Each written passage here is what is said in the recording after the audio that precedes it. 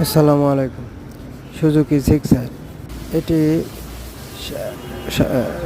ডাইনের কিটটা ফেটে গিয়েছিল, এভাবে পুটিং করা হয়েছে, তারপরে হালকা হালকা করে কালার করা চলছে।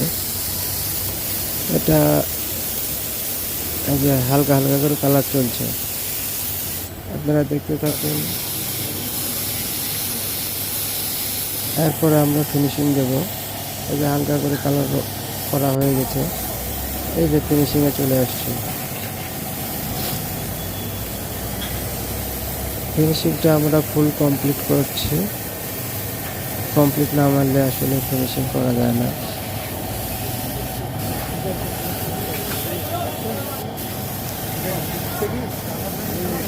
যে যেখানে দেখছেন